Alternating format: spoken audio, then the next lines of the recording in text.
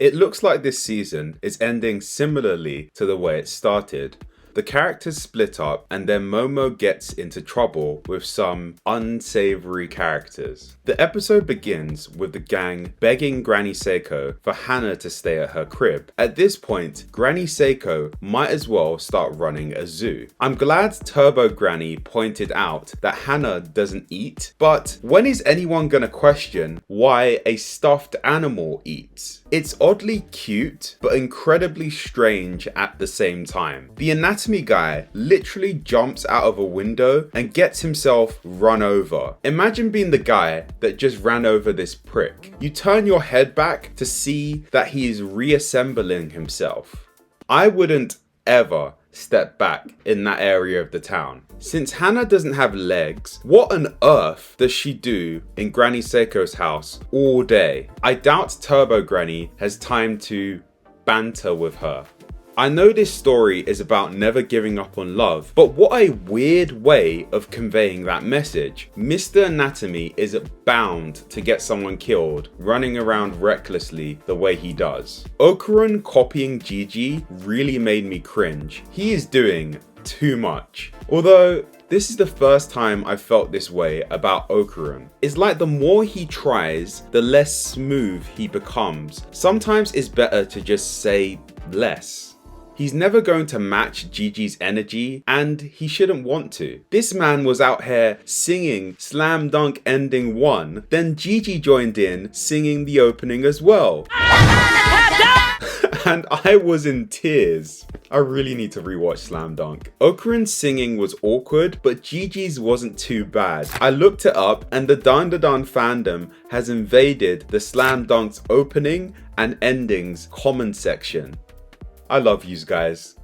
Why did Granny Seiko specifically say, "Have your underwear ready"? This woman is devious. What a troll. Between Jiji and Okarun, this episode had really fun character animation. I love this little spin Okarun does. We all know that Jiji is gonna get a yokai, but why'd he have to be so damn ugly? This shit is fucking creepy. With these mile-long limbs dangling over like that. Maybe I'm just jumping to conclusions, but I'm pretty sure this will be his yokai. After the opening rolls, they get on the train playing cards, and the weirdest thing came to my mind. I was wondering if someone spiked my coffee. Then I realized I didn't drink coffee that day. I had the worst thought that any Dandadan fan could ever imagine. I said to myself, oh, no Ira this week? I paused the episode and went to my bathroom mirror and said,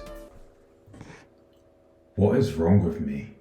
So the guys head to Jiji's house with large backpacks, hopefully filled with underwear, when a slight bit of sexual tension enters the room, or the train. I'm not gonna lie, Okarun is a little bitch throughout this episode. I usually love the guy, but I don't think he can hack the competition. He's seeing Momo and Jiji vibing and he can't take it.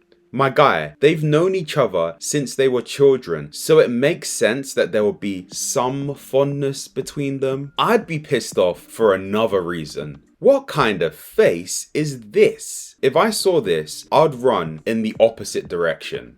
This isn't the only cringe face he makes. He kind of reminds me of the Serpos in this shot. Okarun tries to one-up him with screaming about UFOs. All this does is expose the fact that these two have way more in common than you initially thought they would have. It was at this moment I thought, maybe I could come around to Jiji. Never mind. They step out into Jiji's hood and damn, the architecture is beautiful. I need a holiday in a place like this. It reminds me a bit of the town in Your Name, except the locals in Your Name looked a lot more friendly and a lot less like zombies. Like the child he is, Jiji rushes up the stairs while the other two struggle. You know, after fighting yokais and aliens every week, you'd think these two would have more stamina. Jiji's crib has made me want to go on holiday even more. Preferably somewhere without these zombie guys though. I don't know which animator drew this scene, but it was probably a guy. He is giving way too much attention to Momo's legs. I checked the manga and yes, this animator and the storyboard artist were being super indulgent here. Momo wants to moisturize her legs, so she leaves for the hot springs, meaning the guys are left alone to bond over a good old kickabout. Okarun is super awkward. How on earth do you end up kicking a ball with a gesture like this? It's funny, when another guy becomes part of the group, this sort of stuff becomes even more glaring. It also makes me think, why is it that Turbo Okarun has this Spider-Man effect on him? Like, his whole persona changes. Is this ever explained? Is it that the cocky parts of Turbo Granny's personality fuse with his? Kind of like how Ira was suddenly doing ballerina poses once she got Silky's powers.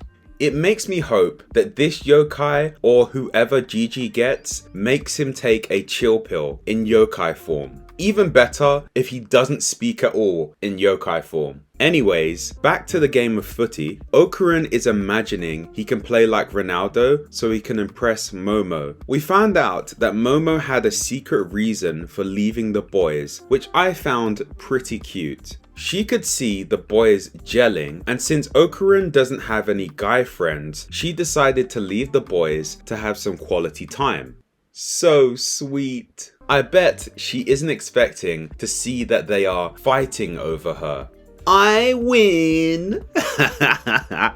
That was pretty funny. So the zombie looking dudes show up at the hot springs and suddenly I'm getting a flashback to the first episode. At the same time, the boys notice something is up with the house. The guys enter the pool and start talking about gators. This shot is grossing me out. They look like savage animals. One of them grabs Momo and pins her underwater. I think the internet will be in a complete uproar when the 13th episode releases, if it's anything like the first episode. July is gonna be interesting. Jiji obviously doesn't have Nigerian parents. The boys realize something is behind the wall and without hesitation, Jiji says, "Let's bust the wall." My dude, I would be shitting a brick thinking of the repercussions of this. I wouldn't just jump right in like that. If I smashed a hole in the wall like this, the whole neighborhood would hear, "Joseph!"